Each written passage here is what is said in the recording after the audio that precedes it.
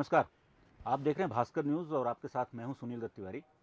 आज सुबह से एक बहुत बड़ी खबर राजनीतिक उथल-पुथल के रूप में राजधानी में आई और वो ये आई कि भिंड से एक बहुत बड़ा चेहरा भारतीय जनता पार्टी का, उस पे सेंधमारी की कांग्रेस ने और वो शामिल होने वाला है कांग्रेस में। खबरनवीसों ने सुबह से ही पता करने का प्रयास किया कि आखिर वो चेहरा है कौन। बाद में जब पूर्व मुख्यमंत्री कमलनाथ जी के बंगले से बाहर वो चेहरा आया, तो राजनीति का एक युवा चेहरा, भिंड और चंबल का बड़ा चेहरा, भिंड जनपद की पूर्व अध्यक्ष संजू जाटव जो थी वो भाजपा में थी और वो कांग्रेस के पूर्व मुख्यमंत्री कमलनाथ के बंगले से मुस्कुराती हुई निकल रही थी। सही समझिए आप।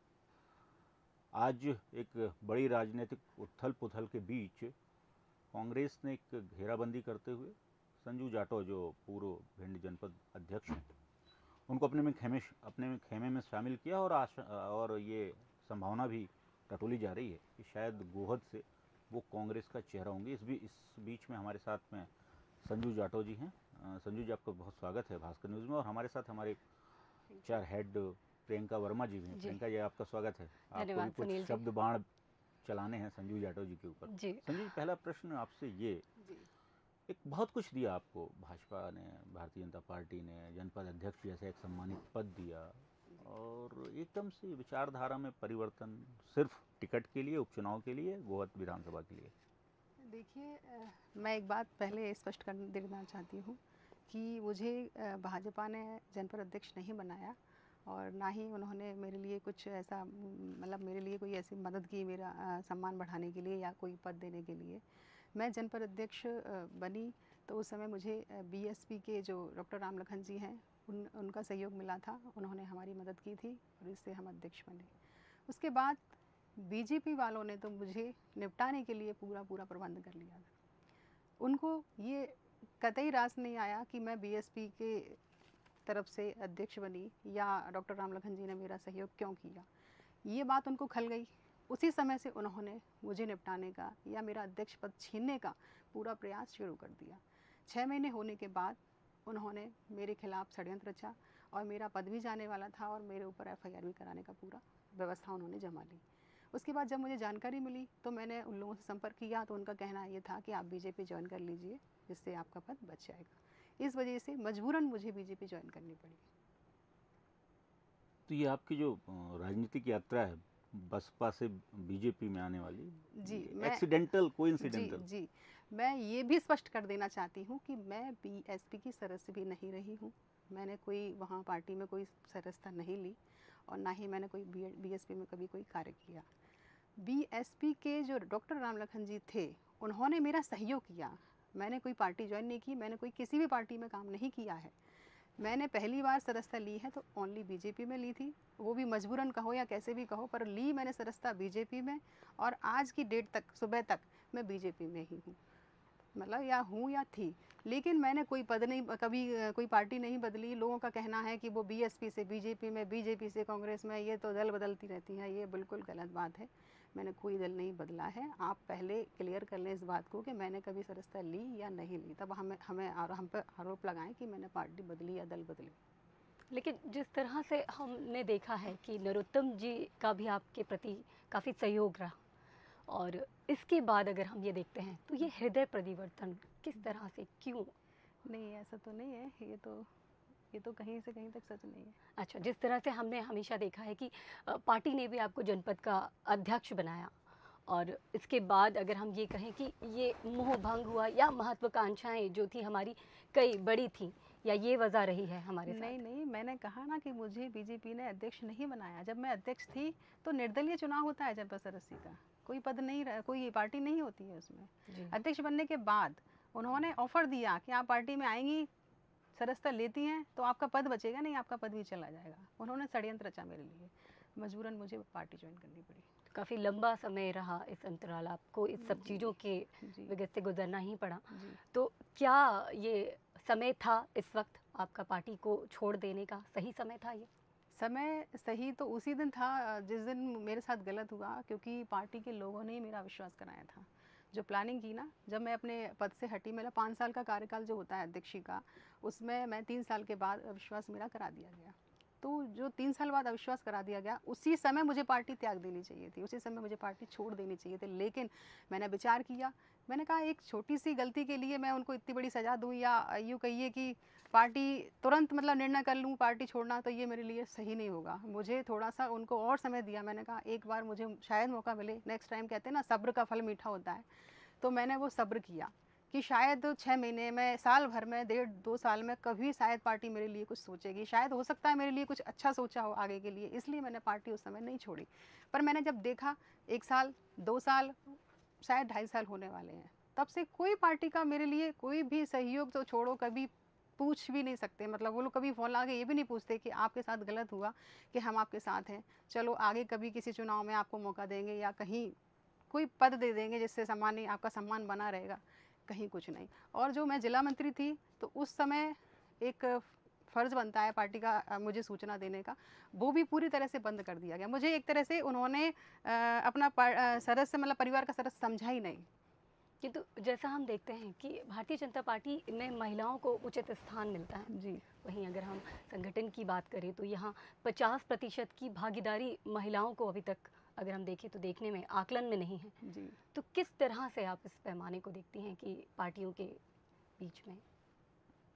महिलाओं का सम्मान तो है, सभी जगह होता है, मैंने ये नहीं कहा कि किसी पार्टी में सम्मान नहीं है, ठीक है। लेकिन समय-समय पर कुछ महिलाओं का सम्मान नहीं भी किया जाता पार्टी में, तो उनमें से मैं एक हूँ।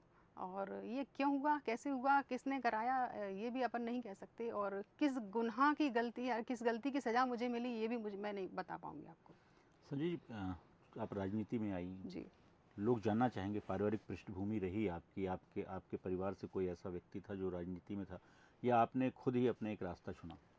देखिए, इसके लिए मैं आपको बताना चाहूँगी कि मेरे चाचा ससुर जी हैं, जो पृथ्वीराज जाटव नाम है उनका, और जामना गाँव में वो निवास करते हैं। उन्होंने 20 साल समय दिया बीएसपी पार्टी को। तो उनके माध्यम से ही हमारा पार्टी में आना हुआ, या यूँ कहिए राजनीति में आना हुआ, क्योंकि उनका ये मन में उनके ऐसा लगा उन्हें कि ये शायद हमारी जो बहू है, मतलब संजू नाम, मतलब मेरा नाम संजू जाटव है। तो उन्होंने कहा कि मेरी बहू पढ़ी लिखी है, मतलब शिक्षित हूँ मैं। तो उन्होंने कहा कि आप मन बनाइए तो चुनाव लड़वाना है आपको, जामना गाँव से, जनपद सरस का। तो मैंने कहा ठीक है, मैं तैयारी कर लेती हूँ, पर मुझे वहाँ जानता कौन है? ये मेरा उस समय मेरा उनसे प्रश्न था। पर उन्होंने कहा कि ऐसा कुछ नहीं है, आप आओगे, क्षेत्र में उतरोगे, चारों तरफ सभी जनता से मिलोगे, तो आपको पहचान भी मिलेगी, लोग जानने भी लगेंगे, और आप चुनाव भी निकाल सकती हो, जीत सकती हो। तो उनके कहने पर ही मैंने राजनीति में कदम रखा, यूँ कहिए कि मैं जनपद सदस्य बनी, उसके बाद मैं अध्यक्ष भी बनी। संजय जी, जब आज सुबह से हम कवरेज पे थे और हमारे सारे लोग थे, जी, तो दो बड़ी विषय आए। एक तो पहला, पूर्व मुख्यमंत्री कमलनाथ जी से आपकी क्या बात हुई, जी, क्या वो गोहद से आपको टिकट दे रहे हैं? दूसरा, जी। वैराग्यानंद जी, मिर्ची बाबा, और एक और बाबा जी हैं जिनका नाम आनंद आनंद आनंद जी, जी, ऐसे ऐसे तीन महात्माओं का आपको सानिध्य मिला। जी। शायद हृदय परिवर्तन भी वहीं से हुआ होगा। ये क्या बातचीत चली, थोड़ा सा बताइए, क्योंकि राजनीति का ये दौर है, कब किसका हृदय परिवर्तन हो रहा है ये लोगों को पता नहीं चल रहा है। देखिए, राजनीति में तो मैं 5 साल से मैं हूँ, और रही बात हृदय परिवर्तन की, तो ऐसा कुछ नहीं है कि आज ही मेरा हृदय परिवर्तन हुआ, ऐसा कुछ नहीं है। मैंने काफ़ी समय से मैं प्रयास में हूँ कि मुझे गोहद से टिकट मिले, या मैं गोहद से चुनाव लड़ने का मुझे मौका मिले। पर बीजेपी में तो मुझे कहीं से कहीं तक, कहीं चुनाव लड़वाने की तो छोड़ो, मुझे जब पार्टी में इनवाइट नहीं किया जाता, मुझे कोई सूचना नहीं दी जाती, तो मैं कहीं न कहीं, मुझे कुछ समझा ही नहीं जाता वहाँ पे। तो मैंने ये चीज़ अपने दिमाग से निकाल दी थी कि मैं आगे राजनीति कर पाऊँगी। उसके बाद जैसे ही उपचुनाव का समय आया, तो मुझे लगा कि ये मेरे लिए दोबारा ऑफ़र समझ लो, या मेरी किस्मत आज़माने का मौका समझ लो, या गोहद की जो जनता जो पुकारती है कि आप आइए क्षेत्र में, मुझे तो नहीं लगता था कि मैं उनकी कभी सेवा कर भी पाऊँगी। पर आज मुझे लगा कि शायद ये मौका आ गया है, और मुझे यह मौका अपने हाथ से नहीं जाने देना है। इस वजह से मैंने प्रयास किए, और मैंने प्रयास कई नेताओं के माध्यम से किए। ऐसा नहीं है कि मैंने आज उनके बाबा के माध्यम से ही जॉइन किया, या उनके माध्यम से ही प्रयास किया। मैंने 8-10 दिन पहले भी मैंने भोपाल में मैं मीटिंग करने आई थी, पर मेरी कहीं से कहीं तक कोई बात नहीं हो पाई अच्छे से कमलनाथ जी से, माननीय सीएम साहब से मेरी कोई मुलाकात नहीं हो पाई अच्छे से। उसके बाद मैंने फिर मिर्ची बाबा जी के बारे में सुना और मैं उनसे मिलने गई। तो उनकी बातों से या यूँ कहिए उनके आशीर्वाद से मुझे लगा कि शायद मेरा कुछ आगे कल्याण होने वाला है। तो इसलिए मैंने उनको ही अपना गुरु बना लिया है। आज से वो मेरे राजनीतिक गुरु भी हैं और यूँ कहिए मुझे अगर आगे ले जाते हैं या मैं कुछ बन पाऊँगी तो उनकी कृपा से ही बन पाऊँगी। एक और प्रश्न, क्या पूर्व मुख्यमंत्री कांग्रेस अध्यक्ष कमलनाथ ने जी। आपको आश्वासन दे दिया आप बहुत से तैयारी करें? जी, आश्वासन है उनकी तरफ से, पर उनका कहना ये है कि मैं अभी आपको ये नहीं बोल सकता कि मैं आपको टिकट दूँगा या ना दूँगा, लेकिन आगे के लिए आप तैयारी कीजिए और सर्वे के आधार पर जिसको जो लगेगा कि हाँ, ये सीट निकाल सकता है व्यक्ति, चाहे वो कोई भी हो, चाहे मैं हूँ या कोई और अन्य भी हो, उसको टिकट दे दिया जाएगा। आपके साथ गोहद में दो परस्पर प्रतिद्वंद्वी अब एक ही नाव में सवार हैं, लाल सिंह आर्य और रणबीर जाटव। जी। इनके बीच में यदि कहीं संजू जाटव को टिकट देती है कांग्रेस, ये संभावना हाइपोथेटिकल है, जी। कल्पना पे आधारित प्रश्न है, जी। तो इन दो के साथ आपको अकेले लड़ना होगा चुनाव। कैसे फाइट करेंगे, क्या रणनीति बनेगी? क्योंकि दोनों जो कभी दुश्मन थे आज एक नाव में ही रहेंगे। खैर राजनीति में कोई दुश्मन नहीं होता, कोई दोस्त भी नहीं होता और हर आदमी अपने-अपने बारे में ही सोचता है और कहीं न कहीं ठीक है जो भी है। अगर मुझे पार्टी भरोसा जताती है, अगर मुझे टिकट होता है तो मैं जनता पे भरोसा करूँगी। मैं किसी भी मतलब नेता से नहीं डरती और मुझे ज़रूरत भी नहीं है, क्योंकि सबसे बड़ी जो शक्ति होती है वो जनशक्ति होती है। जनता अपने साथ होती है तो अपने पास सबसे बड़ी शक्ति वही है और उसी से मैं, अगर मुझे टिकट मिलता है तो मैं जीत भी करूँगी तो वो जनता के बल पर ही करूँगी। जी। प्रियंका जी, भिंड और चंबल की एक बड़ी जबरदस्त पिछले चुनाव का मामला है। जी। लोकसभा में डॉक्टर भागीरथ प्रसाद को कांग्रेस ने टिकट दिया था और वो कांग्रेस का टिकट ही लेकर चले गए भाजपा में। संजू, आपके साथ ऐसा तो नहीं होगा? कहीं आपको भारतीय जनता पार्टी से भेजा तो नहीं गया है? ऐसा तो नहीं है, खैर ऐसा तो कुछ भी नहीं है। खैर जो भी आप जैसा आपको विचार आया, आपने सवाल किया, कोई बात नहीं, पर ऐसा कुछ नहीं है। नहीं, ये आप भरोसा देती हैं, लोगों को दिलाते हैं कि यदि टिकट देती है कांग्रेस पार्टी तो उनके टिकट के साथ कोई कुठाराघात नहीं होगा, आप भाजपा में नहीं जाएंगी? क्योंकि देखिए, मैं आपको स्पष्ट कर देना चाहती हूँ, कई लोगों के मन में प्रश्न भी उठ रहा होगा कि ये इस पार्टी में थी, उसमें गई, इसमें गई। मैंने आपको स्पष्ट कर दिया कि पहले तो मैं बीएसपी में नहीं थी और ना ही मैं बीएसपी छोड़ के बीजेपी में गई, पहली बात। दूसरी बात, अगर आपको ये लग रहा है कि ये बीजेपी से कांग्रेस में आई हैं ये, है ना? तो शायद हो सकता है ये बैक हो जाए या कहीं और, नहीं। मैं आपको स्पष्ट जनता को भी देना चाहती हूँ मीडिया के माध्यम से कि आज मैं सबके सामने यही कहना चाहती हूँ कि मैं पार्टी में, अगर मैं कांग्रेस में आई हूँ और जब तक मैं राजनीति में रहूँगी तब तक कांग्रेस में रहूँगी। अगर जिस दिन मैंने कांग्रेस त्यागी है तो समझ लेना मैंने राजनीति से संन्यास ले लिया। बहुत बड़ी जैसा बात कही आपने संजय जी। जैसा बिल्कुल सही कहा आपने। और संजू जी, जैसा हम ये सभी देख रहे हैं कि अगर टिकट हमें मिलता है जी। और अगर हम जनता के साथ आगे बढ़कर एक राजनीतिक पहलू में आकर एक जनता प्रतिनिधि के रूप में कार्य करते हैं, तो महिलाओं के प्रति जी। हमारे आगे की क्या योजनाएं हैं?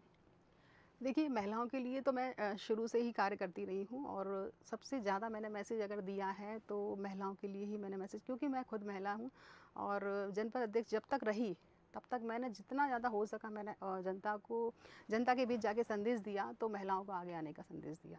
और सबसे ज़्यादा मैंने ये कहा कि आज मैं भी एक नॉर्मल महिला ही थी पर मैं आगे आई हूँ तो उसका कारण है शिक्षा। तो मैंने सबसे ज़्यादा शिक्षा पे जोर दिया है और कहते हैं ना, बेटी बचाओ और बेटी पढ़ाओ, तो ये भी मैसेज मैंने गली गली तक पहुंचाने का पूरा प्रयास किया और ये हकीकत भी है। अगर बेटी शिक्षित नहीं होगी तो आगे कुछ कर नहीं पाएगी, ये बिल्कुल सच्ची बात है और मैं उदाहरण जीता जागता अपना ही देती हूँ, क्योंकि मैं आज यहाँ बैठी हूँ आप सबके सामने और मुझे आज गुरुजी का आशीर्वाद भी मिला है और आगे मैं चुनाव भी लड़ती हूँ। तो उसका सबसे ज़्यादा मेन कारण यही है कि मैं शिक्षित हूँ आज, इसलिए। अगर मैं पढ़ी लिखी नहीं होती तो शायद ही मैं बोल भी नहीं पाती, मैं आपके साथ बैठ भी नहीं पाती, है ना? और शायद ही मैं कुछ कर पाती आगे जीवन में। राजनीति को समाज सेवा का अंग ही क्यों माना जाए? क्यों बिना राजनीति में रहे भी तो समाज सेवा की जा सकती है, फिर राजनीति क्यों आवश्यक है? जी, अच्छा सवाल है आपका। लेकिन क्या होता है कि जब तक हमारे पास कोई पावर नहीं होता है तो हम जनता की सेवा कर पाएँगे, पर एक लिमिट तक ही कर पाएँगे। अगर हमारे पास पावर है तो हम उस पावर का उपयोग करके या सदुपयोग करके हम जनता को बहुत कुछ दे सकते हैं, जनता के लिए बहुत कुछ कर सकते हैं। अगर हम कहें कि हम जनता की सेवा करना चाहते हैं, ठीक है, हम कितनी सेवा कर लेंगे, हमारे पास क्योंकि हर से जो कुछ कार्य करने के लिए हमें बजट भी चाहिए होता है, हमें पैसा भी ज़रूरत पड़ती है। अगर हम अपना ही पैसा लगा के सेवा कर सकें तो संभव तो नहीं है कि हम हर व्यक्ति की हर मतलब मदद कर सकते हैं या उनकी सेवा कर सकते हैं। अगर हम किसी पद पे रहते हैं तो हमारे पास इतना बजट होता है कि हम उनके लिए अच्छे स्कूल, अच्छी स्वास्थ्य सुविधाएँ या सड़कों की या गलियों की जो उनकी परेशानियाँ हैं, तो वो सारा मैनेज कर सकते हैं ईज़िली। तो संजू जाटव से लोग डरते क्यों हैं? अब पता नहीं भई, मैं तो कोई ऐसी कोई शेरनी तो नहीं हूँ, मेरे कोई सिंग भी नहीं है इस तरीके से, मुझसे क्यों डरते हैं? नहीं, आपकी या तो स्पष्टवादिता होगी बहुत सारे विषयों में, या फिर आपकी आपकी जो दृष्टि है उस पे लोगों का ऐसा खौफ रहता है कि पहले भी हमने सुना कि आप जिस जनपद में अध्यक्ष थी वहाँ पे जो सीईओ थे या दूसरे अन्य कर्मचारी थे, उनकी आपकी धमक से ही वो थरथरा उठते थे। नहीं, नहीं, ये तो गलत होगा, मेरा ऐसा स्वभाव ही नहीं रहा है, आप जानकारी ले लेना, मैं तो बहुत सीधे-सच्चे स्वभाव की हूँ।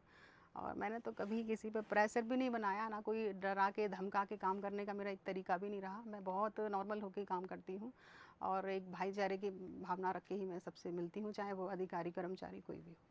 तो क्या संजू जी, जिस तरह से पार्टी का परिवर्तन आपने किया है, पक्ष के साथ फिर विपक्ष में आपने स्थानांतरण किया, जी। तो अब क्या लगता है कि काम करने में कहीं कठिनाइयाँ अब आपके लिए आगे आने वाली हैं, या कहीं कोई दबाव ऐसा आपको लगता है जो? मैं किसी पार्टी के दबाव से नहीं डरती हूँ, ना ही मैं किसी कठिनाई से डरती हूँ, क्योंकि कहते हैं ना, अपना मन अच्छा होना चाहिए और अपना जो भावना जो है हमारी अच्छी पवित्र भावना होना चाहिए। तो अपन अपन अपना काम देखेंगे, हमें किसी का ये चिंता नहीं रखती अपने आप में कि मुझे कोई नुकसान पहुंचाएगा, ये मेरे लिए नुकसान कर सकता है, मैं ये चीज़ें सोचती भी नहीं हूँ। मेरा काम, मेरा उद्देश्य क्या है, बस मैं ये सोचती हूँ और जनता के लिए मैं क्या कर सकती हूँ वो सोचूंगी, आगे का मुझे क्या प्लान करना है, बस उनकी भलाई के लिए मुझे क्या मतलब सोचना है, बस वो मैं करूँगी। मैं इस चिंता में समय बर्बाद क्यों करूँ कि मेरे लिए कोई क्या कर सकता है। एक स्थानीय संकल्प पत्र की बात भी आ रही है, जी। तो जिस विधानसभा से आप ट्राई कर रही हैं या जी। जिसके लिए आप उम्मीदवार बनना चाहती हैं, गोहद, जी। वहाँ की बेसिक्स क्या हैं, प्रॉब्लम्स क्या हैं जिनको आप फोकस करेंगे? यदि आप चुनाव नहीं भी लड़ पाए तो भी समाज सेवा तो एक माध्यम हो ही सकता है। देखिए, समस्याएं तो सभी जगह लगभग लगभग एक ही जैसी रहती हैं, पर क्या है कि मैं नेता खुद ही हूँ, पर नेताओं की बुराई भी मैं कर सकती हूँ थोड़ा-सा, कि क्या है कि जब तक वोट माँगने होते हैं तब तक तो हर आदमी एक-एक समस्याओं को ध्यान रखता है, ये समस्या, ये समस्या, ये समस्या। उसके बाद सब भूल जाते हैं, है ना? समस्या वही है, कोई समस्या अलग से नहीं आती, आप किसी भी गाँव में चले जाओ। हम गोहद को क्यों लें, हम तो भिंड में अध्यक्ष रहे, तो मुझे पता है कि 62 पंचायतें जो मेरी थी, मैं सब पंचायतों में जब भी जाती थी, तो वही हाल-बेहाल सभी जगह, है ना? तो वही हाल-बेहाल गोहद में भी हैं। पर ठीक है, कुछ-कुछ नेताओं ने कुछ वादे कर दिए हैं पूरे, पर कुछ अधूरे हैं और उन वादों को मैं नहीं कहूँगी कि मैं पूरा करूँगी, मुझे ज़रूरत ही नहीं है कहने की कि मैं करके दिखाऊँगी मैं उनको। जिस तरह से हम देख रहे हैं कि बीजेपी की लहर रही और लोगों में भी उत्साह है बीजेपी को लेकर, तो क्या लगता है कि अब जिस पार्टी के साथ आगे बढ़ रहे हैं जी। वहाँ भी हम विजय हासिल कर पाएंगे निश्चित रूप से? देखिए, किसी पार्टी की कोई लहर नहीं होती, ये तो ठीक है, बात आपकी भी सही है, लहर होगी आपके लिए, पर मुझे नहीं लगता। लहर होती है व्यक्ति विशेष की, अगर व्यक्ति विशेष का प्रभाव अच्छा होगा तो जनता उसके साथ होती है।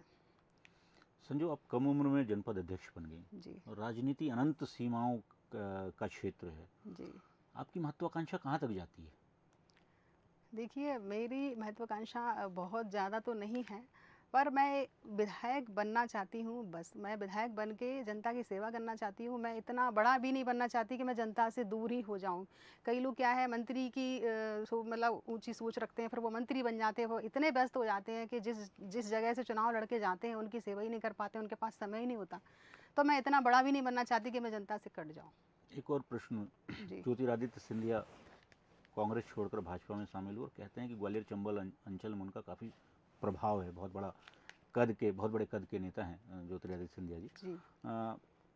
आपको लगता है यदि उनका इन्वॉल्वमेंट 100% हुआ तो भारतीय जनता पार्टी की जो सीटें हैं या जो प्रभाव है वो बहुत कुछ असर डाल पाएंगे, या आपको लगता है कि सिंधिया जी का उतना असर नहीं होगा इन चुनाव में? नहीं, देखो, किसी के बारे में कुछ नहीं कह सकते, उनका असर होगा या ना होगा वो तो चुनाव और समय ही बताएगा आपको। असर होगा या नहीं? ये मैं नहीं कह सकती, ये जनता के मन का क्या विचार है वो जनता ही जाने। और जनता इस चुनाव में बताएगी कि किसके साथ है, किसके साथ नहीं है। नहीं, हम जिस स्तर पर कार्य कर रहे हैं, जी। कहीं न कहीं हम जनता के मन को भाँप सकते हैं। जी। हम ज़मीनी हकीकत से भी जुड़े रहे हैं। आप तो कई ज़मीनी हकीकत में लोगों के साथ जुड़कर कार्य कर रहे हैं। तो क्या लगता है कि क्या मनोभावना आपके अंदर आती है कि जनता किस हद तक आपको समर्थन देगी? देखिए जनता पहले जैसी जनता नहीं रही जिसको अपन जैसे मोड़ते थे वही मुड़ जाती थी। जनता अब शिक्षित हो गई है और जागरूक हो चुकी है। जनता खुद निर्णय लेगी कि क्या सही है, क्या सही नहीं है। और उनको लगता है कि बीजेपी पार्टी वालों ने गलत किया है, तो उनको कहीं न कहीं हार का सामना करना पड़ेगा। सुनील एक जी, और जिस तरह से हम देख रहे हैं कि लहर बहुत जल्दी आती है और आज जिस दौर की अगर हम बात करें तो इस दौर में लोगों में उत्साह जितना ज़्यादा है, सब्र उतना ही कम। तो क्या ऐसा लगता है कि कुछ फैसले हमेशा हमें समय के अनुकूल लेना चाहिए, रुक कर, सोच कर? ये मैं चाहूँगी संजू जी, इसका जवाब आप ही से लेना चाहूँगी। जी समय के हिसाब से ही बदलाव होता है, ये बात बिल्कुल हकीकत है। अब कोई किसी के साथ था, पहले कोई किसी के साथ था, लेकिन अब समय ने तो परिवर्तन कर ही दिया। कोई किसी पार्टी में पहुंच गया, कोई किसी पार्टी में पहुंच गया, तो समय बदल गया है। अब जो जनता जिसके साथ जुड़ी थी वह वही रहे या ना रहे, ये भी नहीं कह सकते। अब वो समय के हिसाब से जनता भी अपना अपना चयन कर लेगी, किसके साथ रहना है, किसके साथ नहीं रहना है। एक प्रश्न और उठेगा, यदि जी। आपको कांग्रेस पार्टी ने मान लीजिए टिकट दे दिया तो एक जी। प्रश्न और उठेगा। जी। कमलेश जाटव जी पर हमेशा कांग्रेस पार्टी पार्टी विरोध करने का, पार्टी द्रोह करने का आरोप लगाती रही है कि साहब वो पहले कांग्रेस के साथ थे, अब भाजपा से की टिकट से चुनाव लड़ेंगे।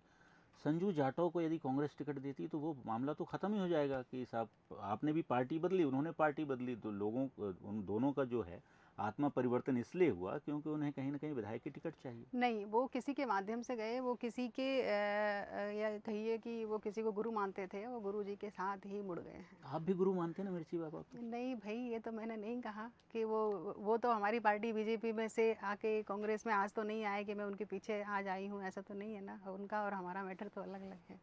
नहीं, ये आएगा, मुद्दा तो उठेगा। नहीं उठे भले ही, पर ऐसा तो कुछ नहीं है। मेरा अलग मैटर है, उनका मैटर अलग है। जवाब कैसे देंगे आप अपनी जनता को, अपने लोगों को कैसे समझाएंगे? हालांकि आज जब आप कांग्रेस में जनता शामिल। को कोई जवाब देने की आवश्यकता नहीं है। जो मुझे जानता है उसको सब पता है कि मैं बीजेपी में जब मैंने ज्वाइनिंग की उसके बाद ही मेरे साथ बीजेपी के वालों ने ही भीतर घात शुरू कर दिया था और मेरा पद गया था, तो पार्टी के लोगों ने ही मेरा विश्वास कराया था। ये जनता को पता है और जनता को ये भी पता है कि इनके साथ कितना गलत हुआ।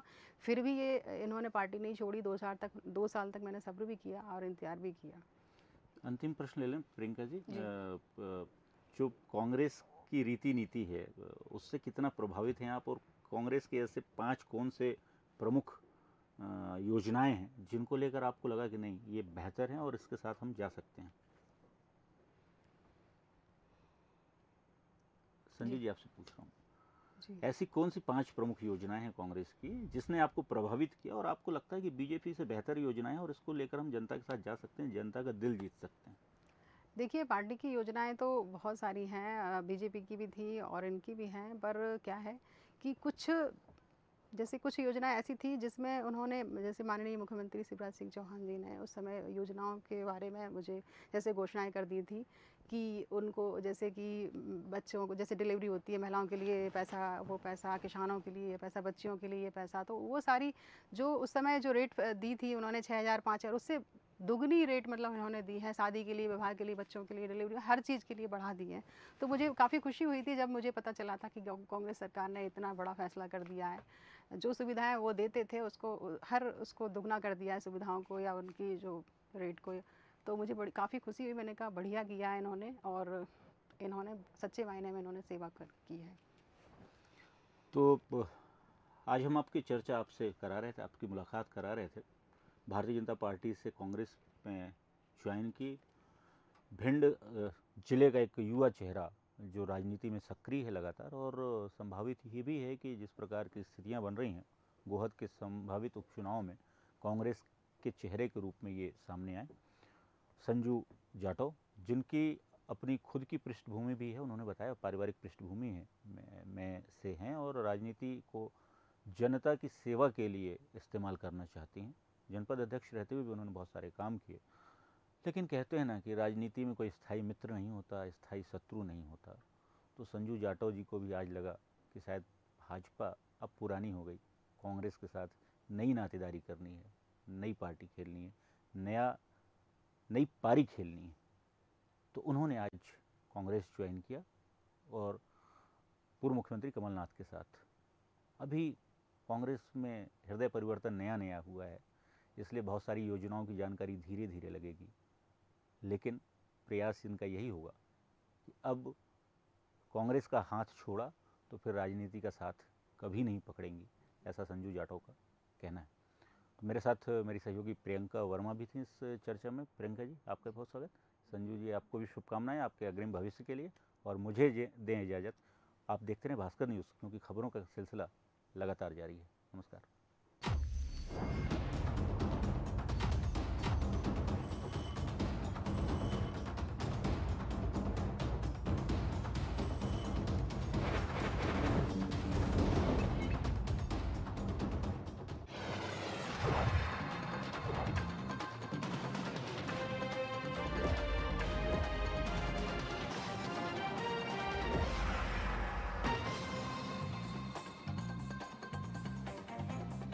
लम्हे छोटे से ये जिंदगी से भरे, इन्हें हाथों में भर ले और जी ले जरा। मुसाफिरा तू है चला, मुसाफिरा रे। छोटे छोटे लम्हों का अनोखा सफर, कमला पसंद, अनोखा स्वाद।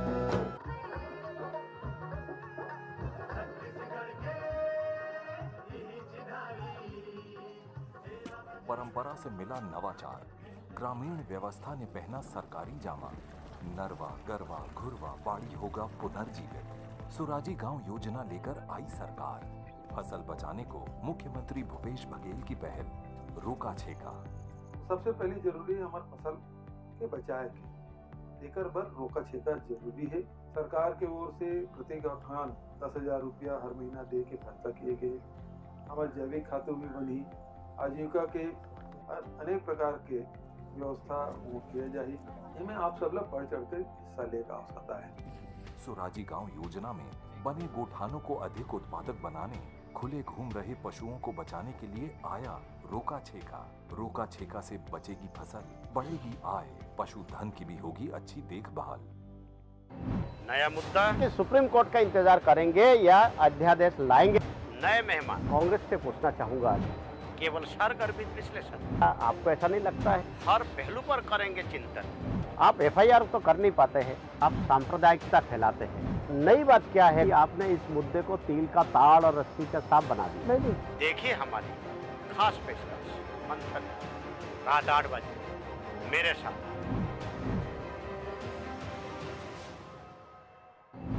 70 सालों में भी नहीं बदली देहाती इलाकों की तकदीर।